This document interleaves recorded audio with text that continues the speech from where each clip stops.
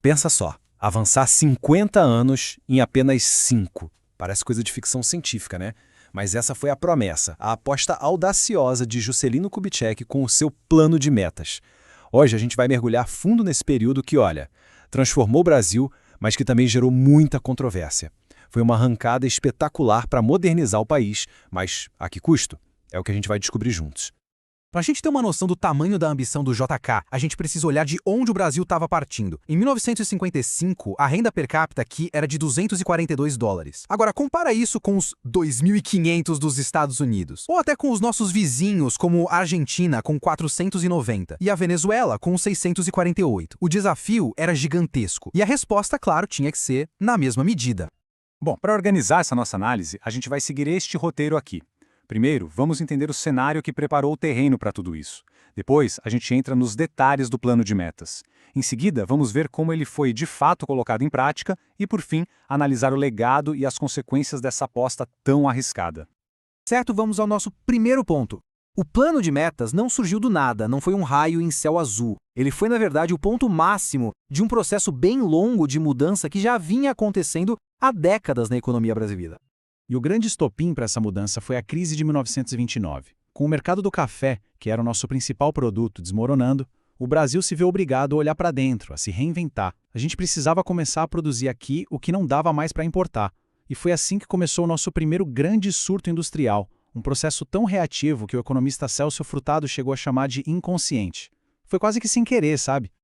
E essa trilha foi sendo construída década a década. Nos anos 30, a política de Vargas de proteger o café, por incrível que pareça, acabou mantendo a renda no país e estimulando a indústria. Já nos anos 40, o Estado Novo deu um passo gigantesco criando estatais como a CSN. Depois veio o governo Dutra, que protegeu nossa indústria com mais controle de importação, e no comecinho dos anos 50, o segundo governo Vargas criou a peça que faltava no quebra-cabeça, o BNDE, o banco que iria financiar o grande salto.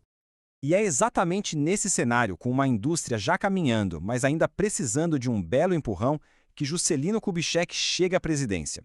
E ele chega com uma promessa que iria marcar para sempre o seu governo e a história do Brasil. 50 anos em 5. Essa frase, nossa, talvez seja o slogan mais famoso da política brasileira. E não é para menos. Ela resume com perfeição o espírito do plano de metas. Um senso de urgência, um otimismo que contagiava e uma ambição, assim, sem precedentes de acelerar o desenvolvimento do Brasil a todo custo. Mas, por trás do slogan, o plano tinha objetivos muito claros. O principal era acelerar a tal da substituição de importações. A ideia era produzir aqui não só os produtos do dia a dia, mas também os bens de capital, ou seja, as máquinas que fazem outras máquinas. E para isso acontecer, era preciso atacar de frente os famosos pontos de estrangulamento, as faltas crônicas de energia e transporte, que sempre foram um freio para o crescimento do país. E esse gráfico aqui deixa bem claro onde estava o foco. Dá uma olhada. Energia e transportes, juntos, levaram mais de 73% de todo o investimento planejado. A indústria de base, com mais 20%, fecha esse trio de prioridades. Agora, olha o que sobrou para alimentação e educação. Uma fatia bem simbólica. Uma escolha que, como a gente vai ver, teve consequências bem sérias. Certo. Mas como é que essa mobilização gigantesca de dinheiro e de gente foi organizada na prática? Quais foram as ferramentas que realmente tiraram esse plano ambicioso do papel e o transformaram em realidade?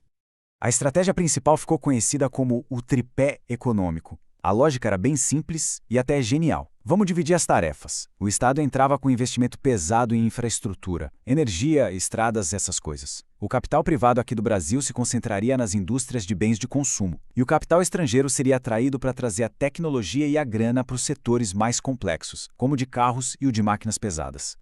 E para fazer esse tripé funcionar, o governo criou um verdadeiro arsenal de incentivos. A Instrução 11 da SUMOC, por exemplo, foi uma jogada de mestre. Ela deixava as empresas de fora trazerem suas máquinas sem precisar gastar os poucos dólares que o Brasil tinha guardado. O BNDE, claro, entrou com crédito barato e de longo prazo. E para passar por cima da burocracia, foram criados os grupos executivos, que eram tipo um governo paralelo para tomar decisões rápidas e focadas em cada setor. E os resultados, olha, em alguns setores foram simplesmente espetaculares. A indústria de carros é o maior exemplo disso. O Brasil, que não produzia praticamente nada, em pouquíssimos anos passou a ter uma indústria completinha, Como a gente vê aqui, a meta de produção foi quase toda batida e o índice de nacionalização das peças também. Foi um sucesso, assim, estrondoso, inegável.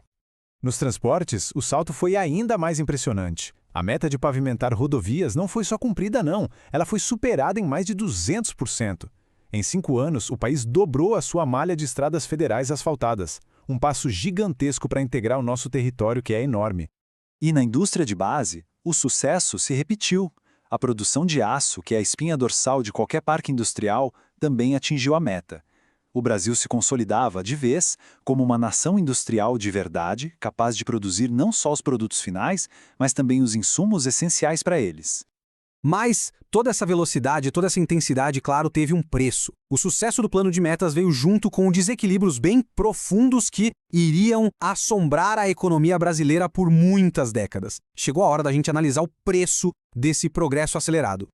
Primeiro, os resultados positivos. E olha, os números de crescimento são de cair o queixo. O PIB cresceu, na média, 7,1% ao ano. A indústria, quase 10%. E o setor de bens de capital, o coração do plano, simplesmente explodiu, com um crescimento médio de mais de 26% ao ano. Foi, sem dúvida nenhuma, uma era de ouro da expansão econômica do Brasil. Agora, a primeira conta a pagar: a inflação. A quantidade enorme de dinheiro que foi injetada na economia para financiar os projetos, sem que a oferta de produtos acompanhasse no mesmo ritmo, fez os preços dispararem. A inflação saiu de controle, mais do que dobrando nesse período. A segunda grande consequência foi o endividamento externo. Para atrair o capital estrangeiro e financiar a compra de máquinas, o Brasil viu sua dívida externa simplesmente quadruplicar em 6 anos. A gente saiu de pouco mais de 600 milhões de dólares para mais de 2,5 bilhões. Uma conta que seria paga por várias gerações. Então, o legado do plano de metas é complexo. Tem duas faces. De um lado, ele nos deixou um Brasil com uma indústria muito mais forte e moderna, com estradas, energia, fábricas novas. Por outro, deixou como herança uma inflação galopante e uma dívida externa pesadíssima. Problemas que o país levaria décadas para conseguir controlar. E isso tudo nos leva de volta àquela pergunta fundamental. Acelerar o tempo, construir um novo Brasil em só 5 anos, foi uma aposta que valeu a pena? A resposta, como a gente viu, não é nem um pouco simples. E até hoje, alimenta um dos maiores debates sobre os rumos do nosso país. A reflexão fica aberta.